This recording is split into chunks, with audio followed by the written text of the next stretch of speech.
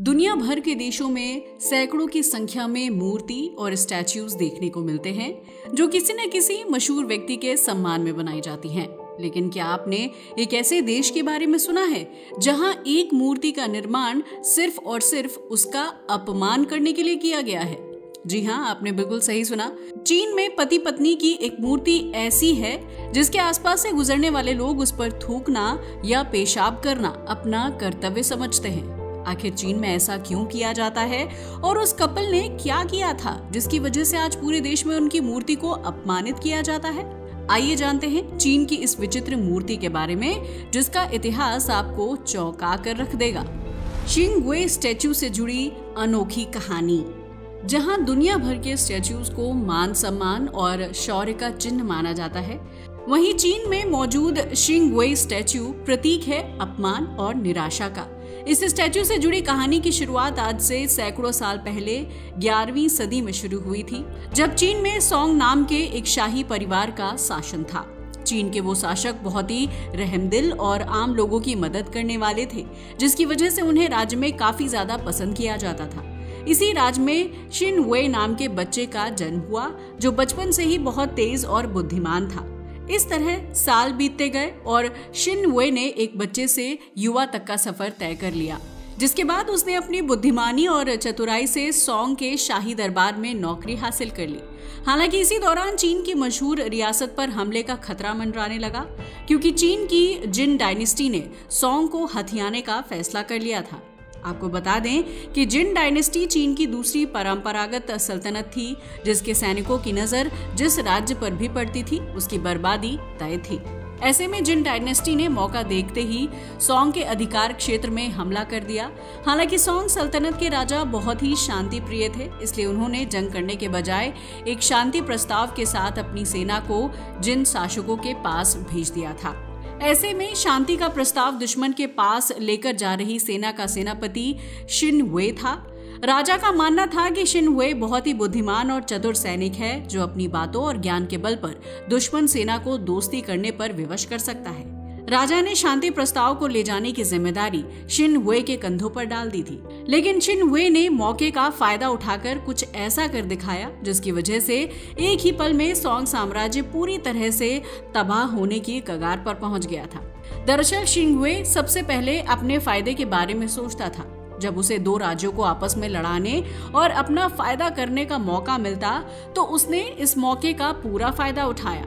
शिनवे शांति प्रस्ताव लेकर जिन शासक के पास पहुंचा, लेकिन उसके साथ समझौता करने के बजाय शिनवे अपने राज्य और राजा से जुड़ी सभी गुप्त बातें दुश्मन राज्य को बताने का फैसला कर लिया था। इस तरह शिनवे ने सोंग शासक के साथ रहकर जिन शासक के लिए खुफिया तरीके से जासूसी करने का काम कर लिया। इस तरह शिनवे एक धोखेबाज सैनिक बन गया। वहीं सोंग शासक का मानना था कि शिनवे एक समझदार सैनिक है जो दो राज्यों के बीच समझौता कराने में कामयाब हुआ था। लेकिन सोंग साम्राज्य के राजा और प्रजा इस बात से अनजान थे कि शिनवे वफादार नहीं बल्कि एक धोखेबाज सिपाही था जो किसी भी वक्त अपने राजा और राज्य की पीठ पर चाकू घोंप सकता था। सोंग साम्राज्य और शाही परिवार में शिनवे को अहम जगह दी गई थी, जिसकी वजह से उसे अपने राज्य से जुड़े गुप्त मार्ग और राज धीरे धीरे पता चलने लगे। इसके साथ ही शिनवे समय समय पर जिन साम्राज्य के राजा तक सारी जानकारी पहुंचाता रहा, जिसकी वजह से जिन की ताकतवर सेना सोंग साम्राज्य पर हमला करने के लिए बिल्कुल तैयार हो चुकी थी। इस तरह जब जिन साम्राज्य के राजा को सोंग की सभी कमजोरियों का पता चल गया तो उसकी सेना ने एक दिन अचानक से सोंग साम्राज्य पर हमला कर दिया। सोंग साम्राज्य के राजा इस अचानक हुए हमले से बिल्कुल बेखबर थे, क्योंकि उनकी नजर में तो दोनों राज्यों के बीच शांति समझौता हो चुका था। जिन साम्राज्य की ताकतवर सेना ने सोंग साम्राज्य पर हमला किया और राज्य में मौजूद सभी सैनिकों और जनता का कत्ल कर दिया था। इसके बाद दुश्मन राज्य की सेना ने सोंग साम्राज्य की महिलाओं और बच्चों को अपना गुलाम बना लिया था। एक ही पल में खुशहाल सोंग साम्राज्य में मातम का माहौल पैदा हो गया, जिसके लिए कोई और नहीं बल्कि उन्हीं के राज्य का सिपाही शिनवे जिम्मेदार था। इस तरह जिनकी सेना शाही परिवार और सोंग साम्राज्य के लोगों को गुलाम बनाकर अपने साथ ले गई। हालांकि यहाँ हैरानी वाली बात यह थी कि दुश्मन देश की सेना ने शिन हुए और उसकी पत्नी को भी अपना गुलाम बना लिया था। यानी जो धोखा शिन हुए ने अपने राजा और साम्राज्य के साथ किया था, ठीक वैसा ही धोखा जिन साम्राज्य के राजा ने शिन हुए के साथ भी किया। जब धोखेबाज के साथ हुआ धोखा, जिन साम्राज्य की सेना ने सोंग साम्राज्य को पूरी तरह से तबाह कर दिया था, जहां ना तो घर बचे थे और ना ही खुशहाली। साम्राज्य के सभी लोगों को बंदी बना लिया गया था। सोंग साम्राज्य के राजा को आखिरकार शिन हुए के धोखे का पता चल गया, क्योंकि दुश्मन सेना के सिपाहियों ने पूरे राज्य के आदमियों और सिपाहियों को मौत के घाट उतार दिया था, जबकि शिन हुए को जिंदा बंदी बना लिया गया था। हालांकि इस नरसंहार के दौरान सोंग साम्राज्य का एक राजकुमार किसी काम की वजह से अपने राज्य से बाहर गया हुआ था। वो जिन साम्राज्य के हमले का शिकार होने से बच गया था। जब वो राजकुमार वापस अपने राज्य लौटा तो वहां हुई तबाही को देखकर उसके होश उड़ गए। लेकिन राजकुमार ने हार मानने के बजाय जिन साम्राज्य से मुकाबला कर बदला लेने का फैसला किया, जिसके तहत उसने एक बार फिर सोंग साम्राज्य की नींव रखी। चीन के ज्यादातर साम्राज्य राजा जिन के आतंक से परेशान थे, इसलिए उन सभी ने सोंग साम्राज्य के राजकुमार का साथ दिया और उसकी सेना को मजबूत बनाने में अहम भूमिका निभाई। इस तरह कुछ समय बाद ही राजकुमार ने अपने साथी राज्यों के साथ मिलकर इतनी मजबूत सेना तैयार कर ली, जिसके जरिए जिन साम्राज्य की सेना से मुकाबला किया जा सके। इस तरह दुश्मन के दुश्मन जब एक साथ मिल जाएं, तो जिन साम्राज्य को हराना उनके लिए काफी आसान हो गया था। इस तरह सोंग साम्राज्य की सेना को मिला उसका सबसे बुद्धिमान और ताकतवर योद्धा, जिसे इतिहास के पन्नों में यू फे के नाम से जाना जाता है। यू फे ही वो योद्धा था जिसकी ताकत और युद्ध की रणनीति की बदौलत सोंग साम्राज्य ने जिन साम्राज्य पर हमला किया और उसके द्वारा लूटे गए अपने क्षेत्र पर दोबारा से अपना अधिकार स्थापित कर लिया। यू फे ने अकेले ही जिन साम्राज्य को हिलाकर रख दिया था, जिसकी वजह से दुश्मन राज्य की हार होना तय था। जहां एक तरफ शिन हुए की धोखेबाजी की वजह से सोंग साम्राज्य पूरी तरह से तबाह हो गया था, वहीं यू फे की वफादारी और बुद्धिमानी से एक बार फिर सोंग साम्राज्य के पैर मजबूती से युद्ध के मैदान में टिके हुए थे। जिन साम्राज्य की पकड़ चीन पर धीमी होने लगी और अब चीन के ज्यादातर हिस्सों में सोंग साम्राज्य का शासन चलता था। एक दिन अचानक शिन हुए अपनी पत्नी और बच्चों के साथ वापस सोंग साम्राज्य आ पहुंचा और उसने राजा को बताया कि वो जिन साम्राज्य की जेल से चुपचाप भागकर आया है।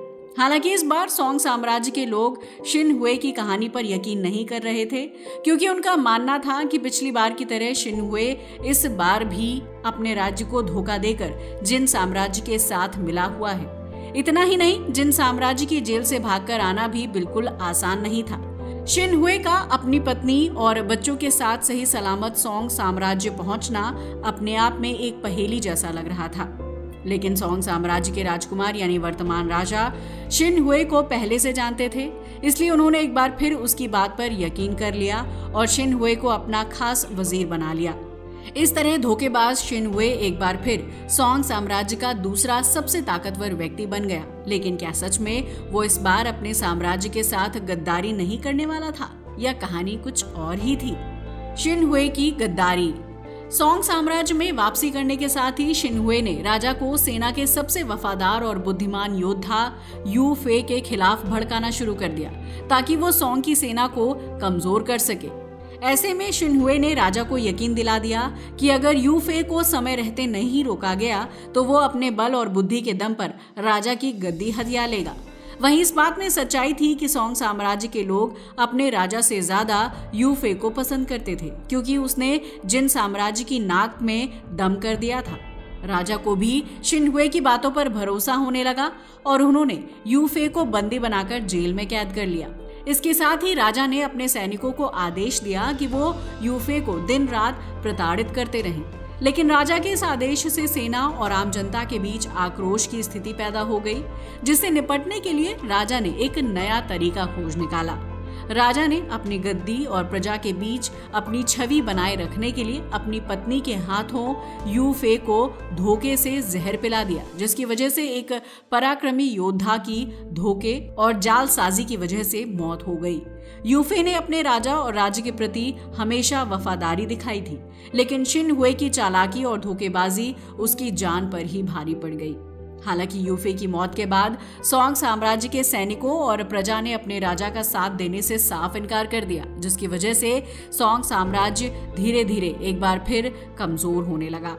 इस तरह जैसे ही सोंग साम्राज्य की नींव हिलने लगी और उसकी सेना टुकड़ों में बट गई, वैसे ही जिन साम्राज्य ने मौके का फायदा उठाते हुए एक बार फिर सोंग साम्राज्य पर हमला कर दिया। इस बार भी शिनहुए ने जिन साम्राज्य का साथ दिया और सोंग के कमजोर होते ही उन्हें आक्रमण करने का इशारा कर दिया। हालांकि इस बार शिनहुए ने अपने राजा को बंदी नहीं बनने दिया, बल्कि उससे दबाव में ऐसे प्रस्ताव पर हस्ताक्षर करवा लिए जिसमें ये लिखा हुआ था कि सोंग साम्राज्य अपने जीते हुए सभी राज्य जिन साम्राज्य के हवाले कर देगा। इसके साथ ही सोंग साम्राज्य को जिन साम्राज्य को भारी टैक्स भी देना पड़ेगा और सोंग साम्राज्य में लिए जाने वाले सभी फैसले शिनहुए की इजाजत से ही पारित होंगे। ऐसे में शिनहुए ने एक बार फिर अपनी चतुराई से सोंग साम्राज्य को दीमक की तरह अंदर ही अंदर खोखला कर दिया था, जिसकी वजह से सोंग साम्राज्य एक बार फिर जिन साम्राज्य के अधीन हो गया। इस तरह राजा ना होने के बावजूद भी शिनहुए ने मरते दम तक सोंग साम्राज्य पर राज किया, जिसकी वजह से बादशाह को भी अपनी गलती और यूफे को धोखे से मरवाने पर अफसोस होने लगा। खैर, धीरे धीरे वक्त बदलता गया और आखिरकार शिनहुए की मौत हो गई, लेकिन उसके द्वारा इतिहास में किए गए धोखे लोगों को आज तक याद है। चीन के लोगों ने यूफे के सम्मान और प्यार में जगह जगह उसके नाम के मंदिर बनवाए ताकि उनके बलिदान का कर्ज अदा किया जा सके।